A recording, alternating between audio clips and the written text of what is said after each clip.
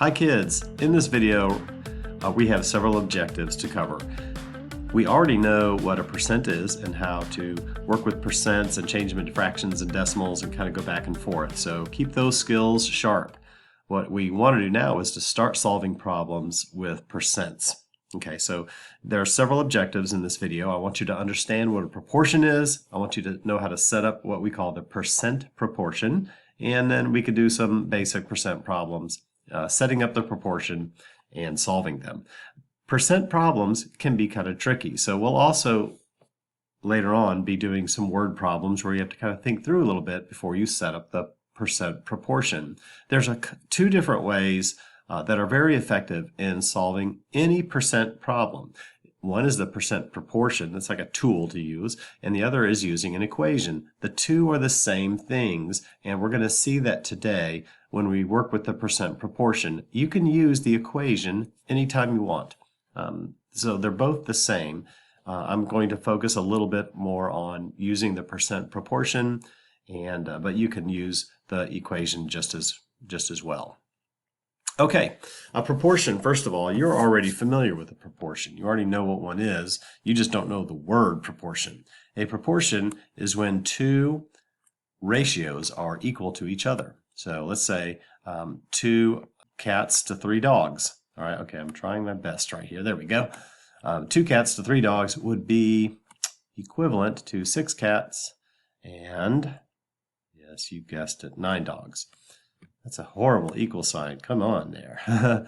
So these two ratios are equal. This is what we call a proportion. These two ratios are in proportion to each other because as the cats, or as the first term grows, the second term also grows at the same rate. 2 times 3, 3 times 3. So this is proportion. Proportion can be easily seen with shapes too. For example, this triangle has a certain ratio of the base. What we call the base is one side, the height is the other. So there's a ratio of base to height. They kind of look the same. Maybe it's a 1-to-1 ratio where if this were 3 inches, this would be 3 inches too.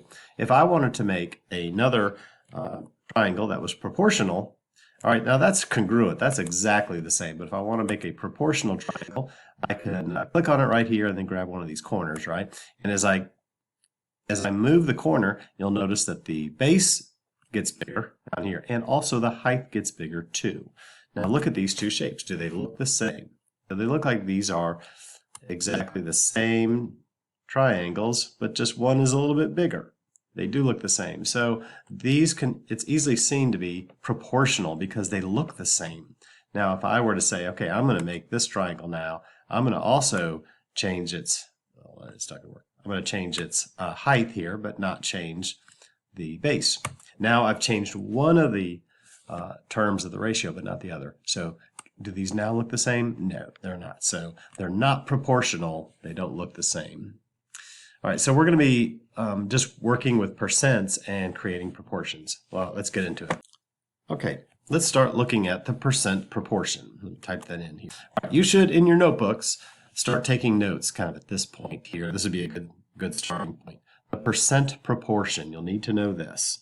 Here's basically what it looks like. There's two ratios, okay, so that's not too difficult to understand. I'm going to put a ratio bar, like a fraction bar looking thing here.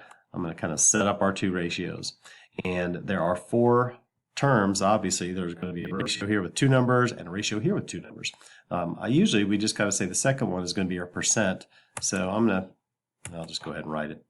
This is going to be our percent number here. Whatever number we see with that percent symbol, that goes right there. And then percent's always a ratio comparing to 100. So we're just going to put that right here. So this basically on one side is the percent number. The other side is a fraction. Basically, that's all it is. Sometimes it's not a fraction though, however, so we don't call it like numerator denominator. We'll call it the amount. So I'm going to put an A here, and we want to write in here the amount and the base. Okay, so A over B. Now, in your notes, and I'm going to type it in here too, we want to put the words here so you know we're talking about amount. All right, so we say the amount over the base equals the percent over 100, basically, or amount over base equals percent. And if you kind of think about it's a fraction, and it can change into a percent form. So these are the same type of things. So here's our ratios. When we are looking at problems, we have three numbers that we need to look for. We need to look for the amount number, the base number, and the percent number. So let's look at some examples of, so what is 35% of 450? So here's a basic question for us. And we can, of course, we may know how to solve this on our own. That's fine. But we can also put these numbers into this proportion. Now we want to identify where's the amount, where's the base, where's the percent. One of these numbers is going to be the question or the unknown number. Two of them are up there on the screen. So what are they? First of all, the percent is easy to find because it has a percent symbol, or it says the word percent on it. So we're going to set that number in its place. So 35 is our percent. We're going to write that in our spot where the P goes. Now the 100 is always right here. So the percent number is right there. Now we know that 35 over 100, or 35 hundredths, is 35%. So this percent symbol is the over 100 part that we see there. So 35 over 100. What is the 450? Well, here's a clue. Whatever number follows the word of, that's the base. We always see percent of the base number. All right. Now later on, we're going to be talking about what is the base, like what does it represent in a real world situation, and what is the amount. So we're going to talk about that later. Right now, I just want to get us used to setting up problems. That means the what is going to be the amount. You'll also notice the what is always next to this is word right here, because think about the equation that is this sentence. What, okay, there's a variable. Okay, that's their unknown thing. Is, so what is a math symbol that means is? Like 2 plus 2 is 4. You know, is the equal sign, right? So the amount is always on the other side of an equal sign. And then you have a percent, and then I'm going to just put, that's our P number right there. And then of always means to multiply. When you ever have a percent or a fraction of something, we multiply those numbers. So it's always the amount equals the percent times the base number. This is the equation that I talked about earlier too. So we have this, the proportion right here, we have the equation right there in the sentence. What is equals percent times 450. So we have a, you can follow that and use that equation to solve this just as easily as well, but I'm focusing on our proportion right here. So let's follow the proportion. Let's solve this using the proportion. Okay, here's how you solve a proportion. This works, by the way, with any two ratios that are equal to each other, whether it's a percent problem or not. All ratios can be worked this way. Two fractions can be worked this way too. It's kind of an easy, fast way to solve a proportion. So I'm going to just show it to you right now. First of all, we would multiply these two numbers right here. Okay. Why do we multiply these two numbers? Why does that make sense? You know, 450 times 35. It makes sense because what we're really doing is isolating the variable. So I'm multiplying both sides by 450, not just one side. Okay, so watch what happens. Multiplying by 450, multiplying by 450. Okay, so what have we just done? We are isolating the variable. What do we do here? These cancel out, right? And A is by itself. Now, what numbers are multiplied in this problem? The 35 and the 450. So the 450 and the 35 get multiplied together anyway. Okay, but we kind of make it seem like it's magic when we say, oh, we're going to just move the 450 up here. We're not really doing that. We're multiplying both sides by 450. It's just that these will cancel out. So it kind of disappears over here and reappears over here. Magical, right? Well, we need to get rid of the 100, right? So let's do some more magic. Let's multiply this side by 100. And what happens when we do that? It gets canceled out. And let's multiply this side by 100. So we have done what's called cross multiplying. 450 times 35, so I'm writing that over here. And the 100, we cross it up here and multiply by the A. Now we have 100 times A equals 35 times 450, 15,750. Okay, so I just want to kind of go back and tell you what we did. We cross multiplied. I took the 100 here and kind of, magically, but it's not magically, but we multiply the 100, cross it over here, multiply it by the a. So I have 100 times a, and I don't know what that is because I don't know what a is, right? And then I cross this up here, 400 times 35. Multiplied that out by using my calculator, I got this. So first step, cross multiply. Second step, solve it algebraically. What do? Divide by 100. So a is going to end up, divide both sides by 100. Remember, it's not magic. We're not moving things around. We're doing something on both sides of the equation. It looks like magic because one number is disappearing and the other one is reappearing over there. So it kind of looks like an illusion, but it looks like we're just moving this number up here and moving that number over here. But that is not mathematics, right? We don't shuffle things around in math. That's the trick way. And so some teachers will say, oh, just move the numbers around. But that's not really what's happening, okay? So in this case, we're dividing by 100 here, divide by 100 here. We get 157.5. That is our answer.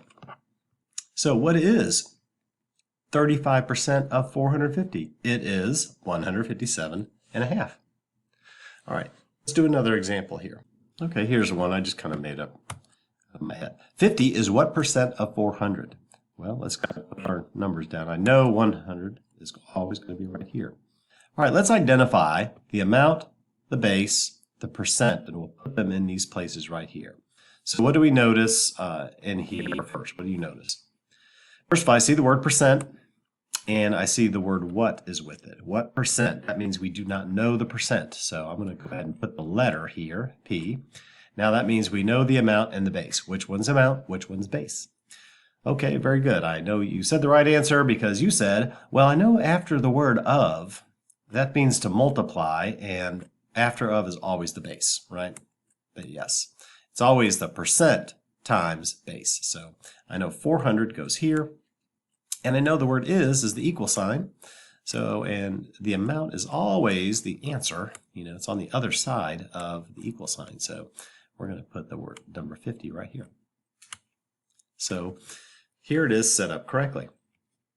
Now there's a number of ways to solve this, okay? But what we were talking about earlier is just using a cross multiply and then divide. So cross multiply and divide. It's a two-step, and it's very simple. You can use these two steps no matter if you have fractions in here or complicated numbers. Just cross multiply and then you divide. So when I cross multiply, I'm multiplying 50 times 100. Okay, I'm going to put that over here, so I got 5,000. And on the other side, I have 400.